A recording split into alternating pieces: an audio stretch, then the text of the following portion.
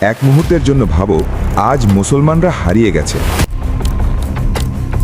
কোনো খেলাফত গড়ে ওঠেনি, কোনো বাগদাদ তৈরি হয়নি, কোনো স্বর্ণযুগ আসেনি। কোরআন শক্তির দরবারে অনুমতি নিয়ে পড়া হচ্ছে, আর মানুষ আজও মানুষের দাস। এটা কোনো কল্পনা নয়, এটা সেই ফলাফল যা আল-কাদসিয়ায় লেখা যেত। যদি সেখানে হযরত সাঈদ বিন আবি উকাস রাদিয়াল্লাহু আনহু পিছিয়ে যেতেন, তাহলে আজ হয়তো আমাদের ইতিহাস অন্যরকম হতো। হয়তো ইসলাম আরবের মাটি থেকে বাইরে বেরোতো না, হয়তো কোরআনের সুর পারস্যের শাসনের প্রাচীরে ধাক্কা খেয়ে চুপ হয়ে যেত। এই যুদ্ধ হারার মানে একটা শহর হারানো ছিল না, এটা যুদ্ধ হারানোর মানে ছিল আরবে ইসলাম দাফন হয়ে যাওয়া, ফার্সের নিয়াম চিরস্থায়ী হয়ে থাকা, আর শক্তির খোদা হয়ে ওঠা। তাই এই যুদ্ধ শুধু তলোয়ারের ছিল না, এটা ভবিষ্যতের শতাব্দীর যুদ্ধ ছিল।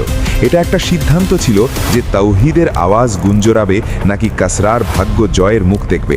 এই যুদ্ধ জমির টুকরোর জন্য ছিল না, হৃদয়ে বিশ্বাস আর ভবিষ্যতের জন্য ছিল। সাসানীয় ফার্স নিজের নাম সালতানাত রাখত না। আমি সালতানাত নই, আমি নিয়ামে ফিতরাত।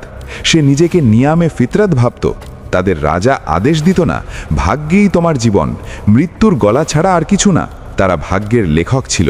তাদের রাজমুকুট আকাশ ছুঁয়ে যেত, তাদের তিলগুলো সূর্যের আলোয় ঝলমল করত, আর তাদের সৈনিকরা মনে করত যেন তারা পৃথিবীতে আল্লাহর জায়গা নেবে। তাদের সাম্রাজ্য শতাব্দী ধরে মাশরাক ওয়াস্তায় শাসন করছিল। তাদের রাজপ্রাসাদ সোনা আর রূপোর দ্বারা সজ্জিত ছিল। তাদের গির্জাগুলো শক্তির প্রতীক ছিল, আর তাদের শাসন ব্যবস্থা এতটাই মজবুত ছিল যে মানুষ তা চিরস্থায়ী মনে করত। তাদের সৈনিকরা বিজয়ের জন্য যেত না, বরং শেষ মুহূর্তের জন্য যেত। আর আজ সেই সৈন্যদল আল-কাতাসিয়ায় দাঁড়িয়ে আছে, 1,02,000 সৈন্য। যুদ্ধে ব্যবহৃত হাতিগুলো যার শুঁড়িতে ধারালো অস্ত্র বাঁধা ছিল, তাদের চিৎকার আকাশ পর্যন্ত পৌঁছেছিল। চির দেয়, আর যাদের পায়ের দোটানা থেকে জমিন কাঁপত।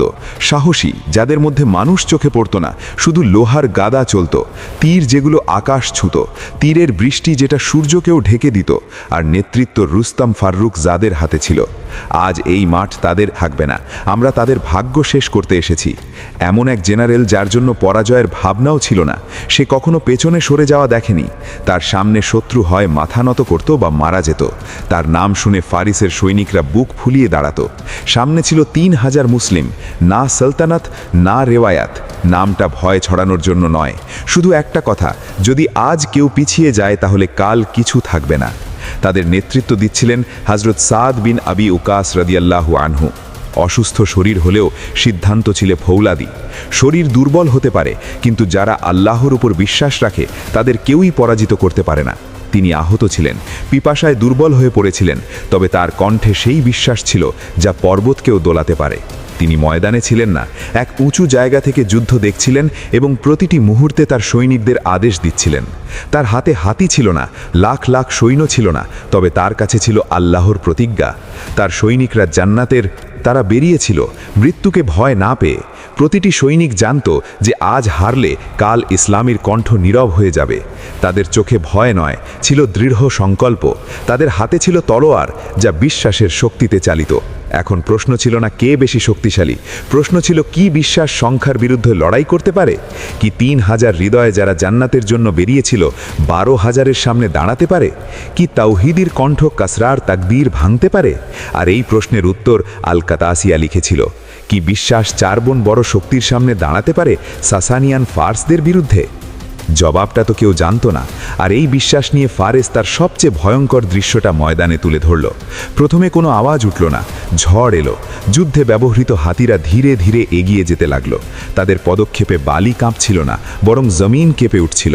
প্রতিটি হাতের পিছনে সৈনিকরা শিকলবন্দী ছিল, যেন কেউ পিছু হটতে না পারে।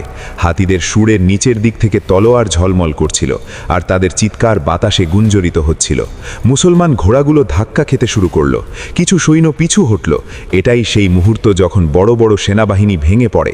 ফারিস নিশ্চিত ছিল যে এখন সব শেষ হয়ে যাবে, কিন্তু মুসলমানরা সে এমন কাজ করল যা ফারিস কখনো আশা করেনি।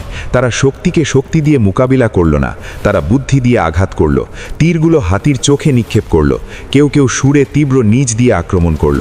কয়েক মুহূর্তের মধ্যে যেই অস্ত্র ফারিসের গর্ব ছিল সেটাই তার ধ্বংসের কারণ হয়ে দাঁড়ালো।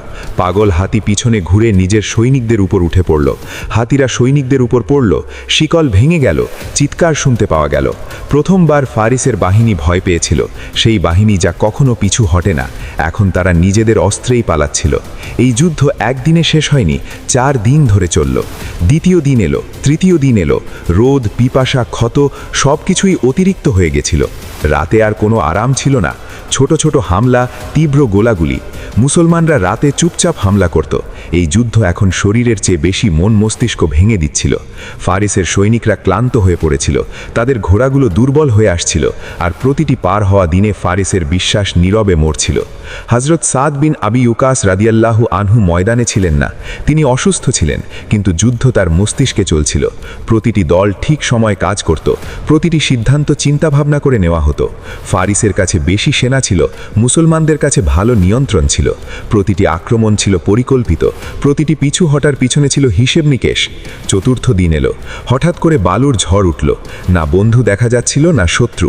আকাশ মেঘলা হয়ে গেল। এই দৌড়ঝাঁপের মাঝেই রুস্তম ফারুক জাদে তার জায়গা হারিয়ে ফেলল। তার ঘোড়া পালিয়ে গেল, সে পড়ে গেল। আর এই মুহূর্তটা ছিল যেটার জন্য ইতিহাস অপেক্ষা করছিল। একজন মুসলিম সৈনিক হযরত হিলাল বিন আলকামা রাদিয়াল্লাহু আনহু এগিয়ে এলো, তলোয়ার ঝলমল করল, আর ফারেসের সবচেয়ে বড় জেনারেল মাঠে শেষ হয়ে গেল। শব্দ ছড়িয়ে পড়তেই সবাই বলল, মোর গেছে, সব শেষ। রুস্তম মারা গেল। ফারেসের সেনাবাহিনী ভেঙে পড়ল। যেই সেনাবাহিনী কখনো পেছনে সরে না, এখন পালাচ্ছিল। হাতির মতো সৈনিকরা সবাই ছিটকে গেল। এটা শুধু একটা পরাজয় ছিল না, এটা ছিল রাজতন্ত্রের শেষ। আল-কাদাসিয়ার পর সাসানিয়ান সাম্রাজ্য টিকে থাকতে পারেনি। ইরাকের দরজা খুলে গেল, মাদাইনের পথে রাস্তা পরিষ্কার হয়ে গেল। ফারিসের সাম্রাজ্য, যা শতাব্দী ধরে টিকেছিল, কয়েকদিনের মধ্যেই বালুর মতো ছড়িয়ে পড়ে গেল। আর পৃথিবী নিজের চোখে দেখল, সংখ্যা সবসময় সিদ্ধান্ত দেয় না, শক্তি সবসময় জিততে পারে না। যখন বিশ্বাস মাঠে নামায়, তখন সাম্রাজ্যগুলো লুটিয়ে পড়ে। আল-কাদাসিয়া আমাদের শেখায় না যুদ্ধ কিভাবে জিততে হয়, এটা আমাদের শেখায় যে সত্য প্রায়ই একলা হয়, কিন্তু দুর্বল নয়। যখন উদ্দেশ্য পরিষ্কার হয় আর ভয় মরে যায়, তো কিছু মানুষই তো ইতিহাসের দিক বদলে দিতে পারে। আল-কাদাসিয়া শেষ হয়নি, এটা তখনই বাঁচে যখন কেউ দুর্বলতার সামনে দাঁড়ানোর সাহস দেখায়। যখন তোমার সামনে এমন কেউ থাকে যে তোমাকে ভেঙে ফেলতে চায়, তখন মনে রেখো, সংখ্যাও নয়, বিশ্বাসই ঠিক করে যে জীবন তোমাকে তৃষ্ণার্ত করে তোলে। যখন সমস্যাগুলো তোমাকে ঘিরে ফেলে, যখন সংখ্যাগরিষ্ঠ তোমার বিরুদ্ধে হয়, তখন ধৈর্য ধরো, বুদ্ধি ব্যবহার করো, আর আল্লাহর উপর ভরসা রাখো।